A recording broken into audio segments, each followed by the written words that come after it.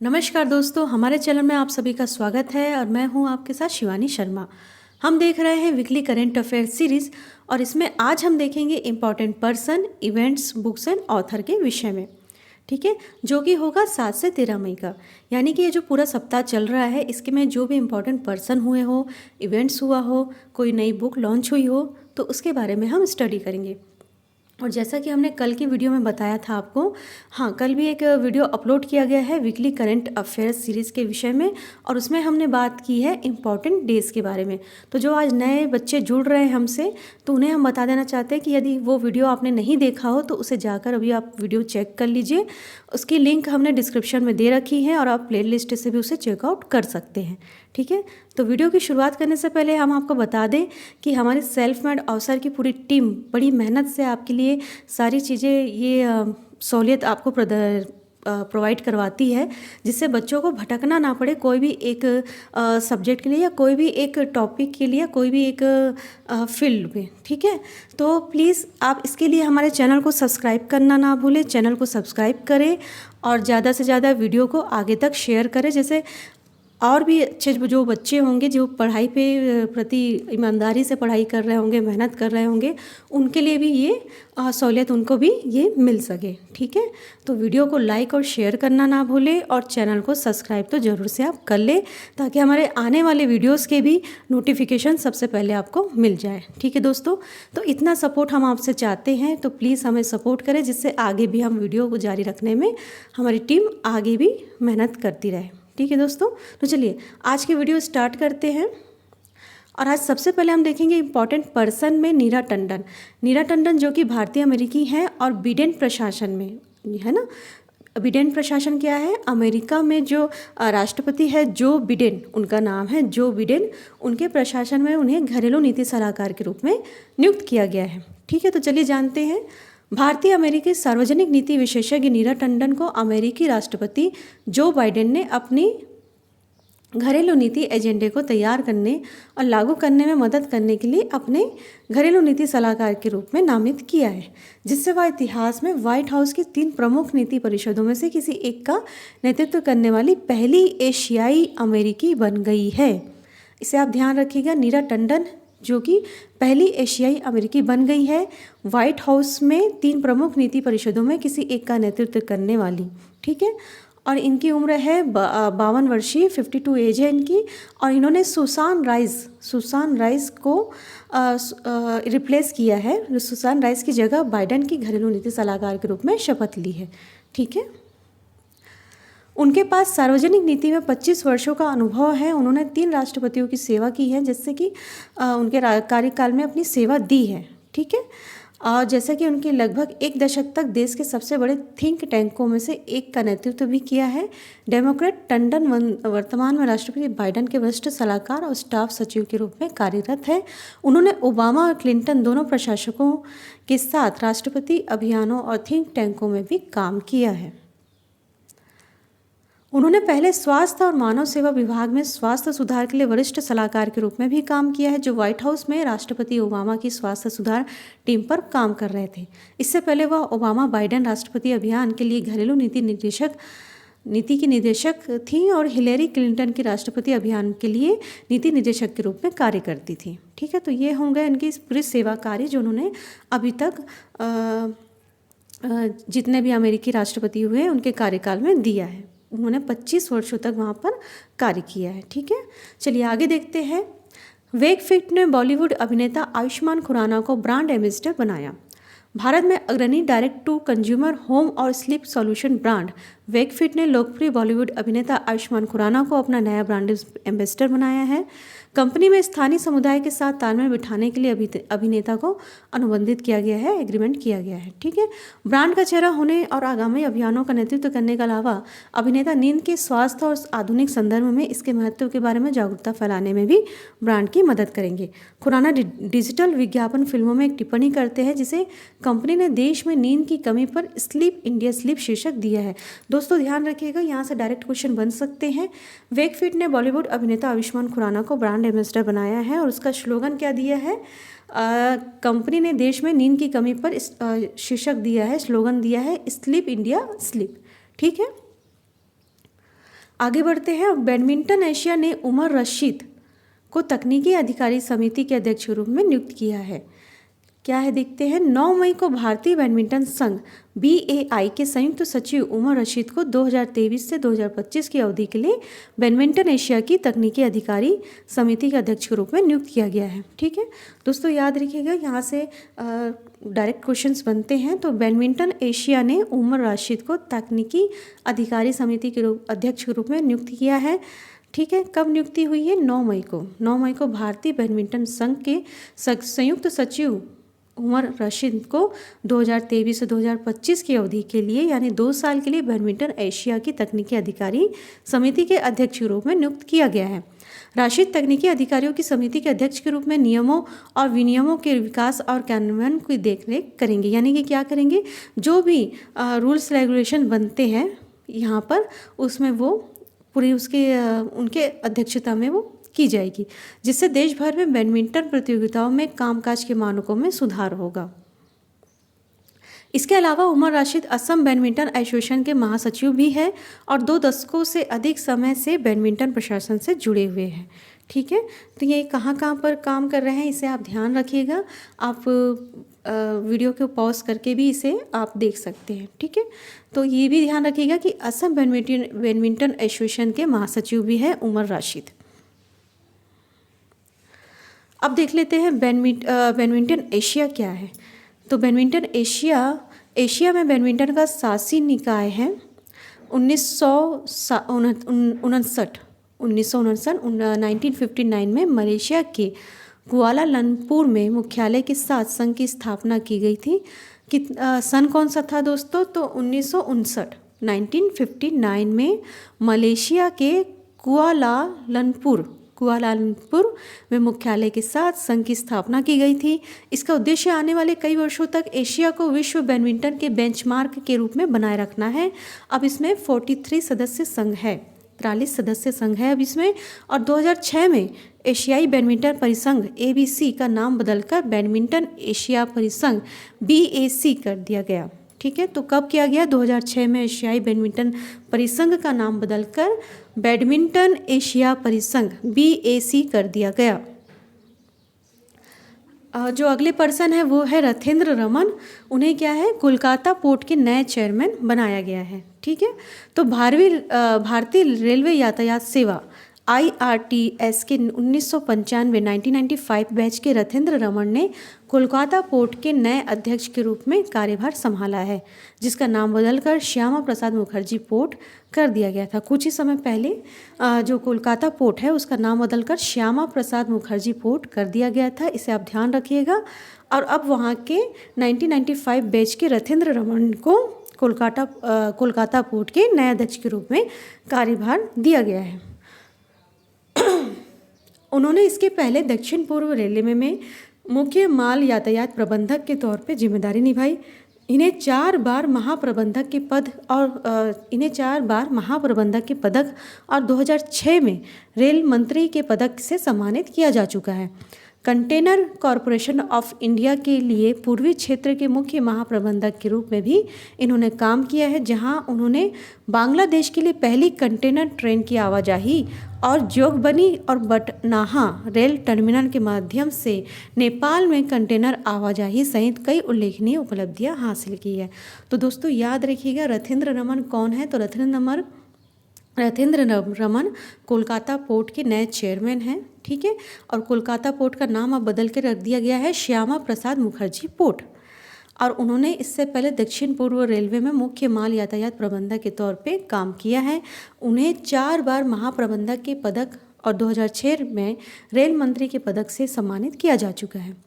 Container corporation of India के लिए पूर्वी क्षेत्र के मुख्य महाप्रबंधक के रूप में उन्होंने काम किया है और इसमें काम करते हुए उन्होंने बांग्लादेश के लिए पहली कंटेनर ट्रेन की आवाजाही शुरू की है और जोगबनी और बाटनाहा रेल टर्मिनल के माध्यम से नेपाल में कंटेनर आवाजाही सहित कई उल्लेखनीय उपलब्धियां हासिल की। ठीक है, अब चलिए आगे देखते हैं। तो आगे एक नए पर्सन हैं L&T के नए CMD SN सुब्रमण्यम AM नायक ने पद से इस्तीफा दिया।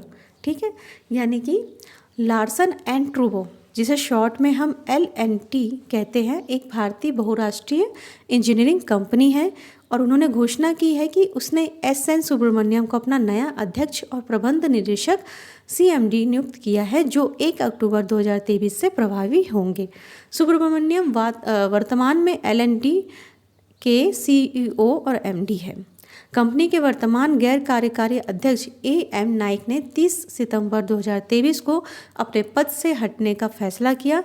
नाइक को चेयरमैन एमिरेट्स की भूमिका दी जाएगी। ठीक है, तो जो साइट पे पिक लगी है दोस्तों, आप उसे देख सकते हैं। ये है AM नाइक, जिन्होंने 30 सितंबर 2023 को अपने पद से हटने का फैसला किया है, यानी ये अपने पद से इस्तीफा देंगे। और इनकी जगह कौन आ रहे हैं, तो इनकी जगह कंपनी ने घोषणा की है SN सुब्रमण्यम का नाम, उन्हें अब इनकी जगह पे नियुक्त किया जाएगा। नाइक ने 58 से 58 वर्ष से अधिक वर्षों तक 58 से अधिक वर्षों तक LNT की सेवा की है और कंपनी को वैश्विक समूह में बदलने का श्रेय उन्हें दिया जाता है। उन्हें IT और प्रौद्योगिकी सेवाओं और वित्तीय सेवाओं जैसे अन्य व्यावसायिक क्षेत्रों में LNT के स्थानांतरित करने में मदद करने का श्रेय भी दिया जाता है। दोस्तों, तो ये बहुत ही इंपॉर्टेंट पर्सन है, क्योंकि उन्होंने, आप देखिए, 58 ईयर्स 58 साल तक उन्होंने कंपनी के साथ काम किया है और उनको उसने वैश्विक स्तर पर वैश्विक समूह में बदलने का श्रेय भी उनको दिया जाता है। ठीक है, तो ये काफ़ी बड़ी बात है, तो इन पर्सन को आप याद रखिएगा। ठीक है, अब थोड़ा सा जानते हैं कंपनी के विषय में। तो Larsen and Toubro LNT company की स्थापना 7 फरवरी 1946 में हुई थी और इसका मुख्यालय मुंबई में स्थित है। ठीक है दोस्तों, अब आगे देखते हैं। तो आगे एक पर्सन है, वो है परमिंदर चोपड़ा। परमिंदर चोपड़ा भारत की सबसे बड़ी NBFC PFC की CMD बनने वाली पहली महिला बनी। ठीक है, परमिंदर चोपड़ा को सार्वजनिक उद्यम चयन बोर्ड PSB द्वारा power finance corporation PFC power finance corporation का अगला अध्यक्ष और प्रबंध निदेशक CMD बनने की सिफारिश की गई है, जो भारत की सबसे बड़ी गैर बैंकिंग वित्तीय कंपनी है। ठीक है, तो भारत की सबसे बड़ी गैर वित्तीय कंपनी कौन सी है? भारत की सबसे बड़ी गैर बैंकिंग वित्तीय कंपनी है NBFC। ठीक है, और उसमें पावर फाइनेंस कॉरपोरेशन का अगला अध्यक्ष किसे चुना जा रहा है? तो परमिंदर चोपड़ा, ये नाम आप ध्यान रखिएगा। परमिंदर चोपड़ा महारत्न कंपनी की CMD नियुक्त होने वाली भारत की पहली महिला होंगी और वह भारत की सबसे बड़ी NBFC का नेतृत्व करने वाली भी पहली महिला होंगी। परमिंदर चोपड़ा 2005 से PFC के साथ काम कर रही हैं और 2020 से निदेशक वित्त और CFO के रूप में काम कर रही है। ठीक है, वह निदेशक मंडल की भी सदस्य है। परमिंदर चोपड़ा के पास बिजली क्षेत्र में 35 से अधिक वर्षों का अनुभव है। उन्होंने national hydro electric power corporation of India और power grid corporation of India जैसे संगठनों के साथ भी काम किया है। ठीक है, अब थोड़ा सा जानते हैं हम पावर फाइनेंस कॉरपोरेशन लिमिटेड के बारे में, यानी PFC के बारे में यहाँ जानकारी दी गई है। पावर फाइनेंस कॉरपोरेशन लिमिटेड का गठन 1986 में हुआ था। इसका मुख्यालय नई दिल्ली में है। ग्रामीण विद्युतीकरण निगम इसकी सहायक कंपनी है। PFC बिजली क्षेत्र को समर्पित सबसे बड़ी इंफ्रास्ट्रक्चर फाइनेंस कंपनी है। यह विद्युत मंत्रालय के प्रशासनिक नियंत्रण में है। पावर फाइनेंस कॉरपोरेशन नेटवर्थ के अनुसार भारत की सबसे बड़ी गैर बैंकिंग वित्तीय कंपनी है। तो NBFC क्या है? पावर फाइनेंस कॉरपोरेशन नेटवर्क के अनुसार भारत की सबसे बड़ी गैर बैंकिंग वित्तीय कंपनी है। अब अगला जो इम्पोर्टेंट पर्सन है उसे हम देखते हैं। तो NIIF अंतरिम आधार पर राजीव धर को CEO और MD नियुक्त किया गया है। तो NIIF क्या है? तो साइट पे जो पिक लगी दोस्तों उसे आप देख सकते हैं। National investment and infrastructure fund. NIIF का फुल फॉर्म है national investment and infrastructure fund. और राजीव धर कौन है? तो उनकी भी एक पिक लगी हुई है, आप देख सकते हैं। National investment and infrastructure fund limited ने 11 मई 2023 से प्रभावी अंतरिम आधार पर राजीव धर कार्यकारी निदेशक और मुख्य परिचालन अधिकारी को NIIFL के मुख्य कार्यकारी अधिकारी और प्रबंध निदेशक के रूप में नियुक्त किया है। National investment and infrastructure fund limited एक भारत सरकार का के स्वामित्व वाला निवेश कोष है जिसे 2015 में स्थापित किया गया था। ठीक है, तो ये हाल ही में 2015 में स्थापित किया गया था। माने इसके मायने होंगे कि ये एक नई कंपनी है इन national investment and infrastructure fund limited. तो ये नाम आप ध्यान रखिएगा, यहाँ से क्वेश्चंस आपको बन सकते हैं।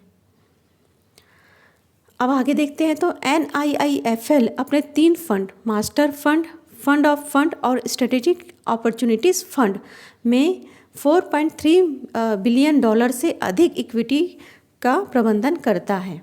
ठीक है, NIIF फंड ऑफ फंड्स विभिन्न उद्यमों और निवेश भागीदारों में निजी इक्विटी फंडों के अधिग्रहण पर केंद्रित है। ठीक है, अब आगे देखते हैं तो प्यूमा ने कार्तिक बालगोपालन को भारत का नया MD नियुक्त किया है। ठीक है, जूते एवं परिधान बनाने वाली कंपनी है प्यूमा, जो कि जर्मनी की कंपनी है। और जर्मनी की कंपनी प्यूमा ने अपने वैश्विक निदेशक, ठीक है, उनको कार्तिक बालगोपालन को भारत के लिए अपना नया प्रबंध निदेशक नियुक्त किया है। ठीक है, तो क्या है प्यूमा? जूते और परिधान बनाने वाली कंपनी है, जैसे कि आप सब जानते ही होंगे। और जर्मनी की ये कंपनी है और उसने अपने वैश्विक निदेशक के तौर पे कार्तिक बालगोपालन को भारत के लिए अपना नया प्रबंधक निदेशक नियुक्त किया है। बालगोपालन भारतीय इकाई के प्रमुख के तौर पे अभिषेक गांगुली की जगह लेंगे। किनकी रिप्लेस कर रही है? अभिषेक गांगुली को, जिन्होंने 17 साल तक कंपनी के साथ जुड़े रहने के बाद इस्तीफा दे दिया। अभिषेक गांगुली 17 साल से कंपनी के साथ जुड़े थे और अब वो इस्तीफा दे रहे हैं। गांगुली 2014 से ही कंपनी के प्रबंध निदेशक के तौर पे पदस्थ थे। बालगोपालन 2006 से ही प्यूमा से जुड़े हुए हैं और वह भारतीय प्रमुख के तौर पर प्यूमा के मुख्य कार्यपालक अधिकारी आर्ने फ्रेंड को रिपोर्ट करेंगे। ठीक है, अब आगे एक और पर्सन है जो है पूर्व NBC यूनिवर्सल विज्ञापन प्रमुख लिंडा याकारिनो। ठीक है, इनका नाम है लिंडा याकारिनो। ये है NBC यूनिवर्सल विज्ञापन की प्रमुख। अब उन्हें नए ट्विटर CEO के रूप में नामित किया गया है। तो ट्विटर के मालिक एलोन मस्क ने कंपनी के नए CEO के रूप में पूर्व NBC यूनिवर्सल विज्ञापन बिक्री प्रमुख लिंडा याकारिनो को चुना है। उन्होंने 12 मई को एक ट्वीट में इसकी घोषणा की थी। अब याकारिनो मुख्य रूप से ट्विटर के बिजनेस ऑपरेशंस पर फोकस करेंगी, जबकि मस्क प्रोडक्ट डिज़ाइन और नए टेक्नोलॉजी पर फोकस करेंगे। अब थोड़ा ट्विटर के बारे में हम जानते हैं। तो ट्विटर की स्थापना मार्च 2006 में जैक डोरसे, बिज स्टोन और इवान विलियम्स द्वारा ट्वीट्स नामक संक्षिप्त रियल टाइम संदेशों के लिए एक सोशल मीडिया प्लेटफॉर्म के रूप में की गई थी। ठीक है, तो ट्विटर की स्थापना कब हुई थी? 2006 में। ट्विटर की स्थापना मार्च 2006 में हुई थी और इसे 3 लोगों के द्वारा, जैक डोरसे, बिज स्टोन और इवान विलियम्स द्वारा बनाया गया था। और ये रियल टाइम संदेशों के लिए एक सोशल मीडिया प्लेटफॉर्म के रूप में थी। यह जुलाई 2006 में सार्वजनिक रूप से लॉन्च हुआ और तेज़ी से लोकप्रियता हासिल किया। अपने शुरुआती वर्षों में अरब वसंत, अरब स्प्रिंग जैसी घटनाओं के दौरान राजनीतिक सक्रियता और नागरिक पत्रकारिता में अपनी भूमिका के लिए ट्विटर जाना जाने लगा। तो ये ज़्यादा फेमस किससे हुआ था? अरब स्प्रिंग जो आया था। अरब स्प्रिंग में क्या हुआ था? लोगों ने अपने जो सोशल मीडिया प्लेटफॉर्म है ट्विटर, उसकी उपयोगिता बढ़ा दी थी। ठीक है, और अक्टूबर 2022 में टेस्ला के CEO एलोन मस्क द्वारा 44 बिलियन डॉलर में 44 बिलियन डॉलर के सौदे के में ट्विटर का अधिग्रहण किया गया था। ठीक है, यानी उन्होंने टेस्ला के CEO एलोन मस्क ने ट्विटर को खरीद लिया था। कितने में? 44 बिलियन डॉलर। ठीक है, तो दोस्तों ये थे हमारे आज के सेल्फ मेड ऑफिसर की वीडियो, जिसमें हम बता रहे थे वीकली करंट अफेयर्स सीरीज़ चल रहा है और इसमें हमने देखा था आज इम्पॉर्टेंट पर्सन और इवेंट्स। ठीक है, हमारी अगली वीडियो जो आने वाली है वो भी होगी वीकली करंट अफेयर्स सीरीज़ की, और जिसमें हम बात करेंगे स्पोर्ट्स और अवार्ड्स की, जो कि होगा 7 से 13 मई 2023 का। तो इसके लिए आप ज़रूर से हमारे चैनल को सब्सक्राइब कर लें ताकि सबसे पहले आपको नोटिफिकेशन मिल जाए। और वीडियो आपके लिए यूज़फुल हो तो प्लीज़ इसे आगे भी शेयर कीजिए और वीडियो को लाइक करना ना भूलें। धन्यवाद, थैंक यू।